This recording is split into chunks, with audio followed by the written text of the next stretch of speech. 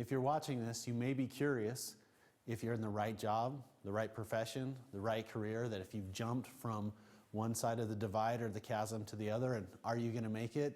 Or maybe you've made it and you're trying to figure out if that's where you want to be or not. So if life was a do-over, especially in healthcare, there was an interesting article that came in Forbes magazine about why so many doctors regret their job choice. You know, over 69% of doctors said if they had to do their life over again, that they would do something different. And why is that? So the question that's really occurring right now, is this the best time to be a doctor? Is this the worst time to be a doctor? Because there's some huge change coming. And really it's about the haves or the have-nots. There's a lot of doctors out there with empty wallets, and there's some doctors out there that basically have check freedom, which means they can write checks for whatever they like or whatever they want in their practice, in their personal life. And it's a fact that 80% of startup businesses fail in 18 months. 80% of those do not survive 5 years. And if you make it 10 years, 39.8% of those businesses will fold, cease operations, or go bankrupt after 10 years. So I was curious of why are some guys really knocking it dead, and why are some guys barely making it? So I put together a survey that I sent out to over 100 doctors. We got over 60 responses, and what happened was, this is the common denominator. The doctors that are struggling have money mindset issues. They don't charge. They're scared people will say no. They have a poverty mindset. They don't understand business. They lack a niche or a unique sales position.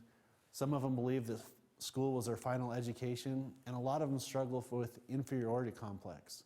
And so the question is that why aren't doctors more successful? Is because really they don't work on their business, they work in their business. They go and they work on everybody and they do everything in the office, but they're not working on what makes the office really rock and roll. And so in the healthcare arena, there's something that's happening, and maybe you've experienced it, and it's definitely coming. It's really like the Oklahoma land grab in healthcare. What's occurring is there's market forces that are changing the landscape, and if you're prepared, if you know what's coming, it's going to be a fantastic opportunity. If you don't, you're going to be left behind. And so with any industry with disruption, there's amazing opportunity. So one of the observations that I've had in healthcare and in business is that the success is not determined by clinical skills. I know some fantastic doctors that are really struggling financially and really unhappy in their sole purpose in healthcare. I know other doctors that I really am not that impressed with their clinical skills, but they're absolutely being fantastic runaway financial successes. And so the interesting road that I've taken, I've been in literally every model in healthcare. I've been in solo practice, I've had a mobile clinic system, I've been in group practice, I've rented space, I've been a corporate doctor, I've had an integrated facility, I've had a functional medicine facility, and really what I found out is the secret sauce. And the secret sauce is what I want to share with you. And it's really about being on the edges. See, I've been on both edges. I've been on the poor edge, I've been on the check freedom edge, and really what success looks like is it's a serpiginous pathway going and getting you there. It's not a straight line pathway. And I didn't get into healthcare for the money aspect, but I will tell you this, that when you don't have financial worries in practice, you're a lot better clinical doctor and you render a lot better care than if you're worried about money. So in this relentless pursuit of putting things together, I've been at hundreds of seminars, I've spent hundreds of thousands of dollars in practice management, and there are good practice management guys, and there are really, really good practice management guys. I've spent a lot in business coaching, in presentation skills, in marketing boot camps, in consultations, all to put it together from going broke to having a destination office. I've been in 3 documentaries. I'm an Amazon #1 best-selling author.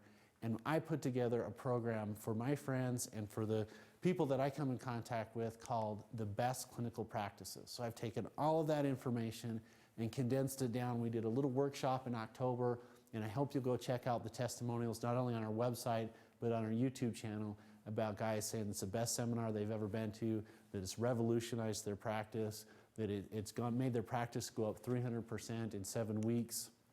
And so you can create a destination practice no matter where you live. And if I can do it in Pocatello, Idaho, I know that you can do it anywhere that you decide to live. So what this seminar is not, is it's not a technique seminar. It's not a protocol seminar. It's not a philosophy seminar. What it is, it's the best of 100 years of practice, everything that I learned from my dad that learned from his dad. Also, it's 180 seminars of condensed clinical protocols and information of how to take care of some common clinical conditions, but it's not anything that you have to have a special license for or integrative practice for. And then it's over $500,000 in practice management, in business consulting, in marketing, in financial and contract understanding. And I think you should be really well served. Check it out on our YouTube channel. It's the Millionaire Doctor Maker, or our website, drjseminars.com. So there's really, when we break this seminar down, it's 5 things. And this is how you can create a destination practice, and you can get from where you want to be to check freedom. So number 1, this is a universal truth, is the universe will give you exactly what you will accept and put up with. So that's sometimes a hard truth for some people, because you don't like the practice that you have, or you want to have a better practice. It's because you've been putting up with it. And stop putting up with it. Let's define exactly the ideal practice that's designed around your perfect life. Number 2, this is really, really fun to work with people. Your team, is it you and them? Is it a true team, or is it you versus them? And a huge thing that I learned in practice was, once you design the best place to work, you become the best leader and the best employer. Now you can really deliver on the patient outcome. Number 3, hey, there's some patient experience that's happening in your office. And you're either defining what that patient experience is, or you're getting defined by it. But there is a patient experience happening. And the more that you design that, the better the outcomes that you get, and the better destination, cash-based, waiting list practice that you can put together. Number 4, we talk about marketing, but really it's patient education. And I don't like to do advertising, but I wonder sometimes if everybody's standing on the train station and the social media train is leaving and we're not on it. And I've done everything as far as a patient education program, from a radio show, from going to health fairs, from being a corporate doctor, to having a drip education program, from having an automatic email program, to a Facebook page, to a blog, to a book. And I'm going to share that with you at the seminar. And then number 5, do you have a job? Do you have a business? Or do you have a golden handcuff? So again, are we at the train station? You're getting ready to be left behind, because something's going to happen. You know, in 2016, and it was at a business conference in December, which I thought this point was really important. In order to survive the upcoming disruption in the industry and in Obamacare and the reshuffling of the medical hierarchy, is you really have to have a strategy updated and the ability to reinvent yourself every 60 days, or you're going to get left behind. It's inevitable that change is coming.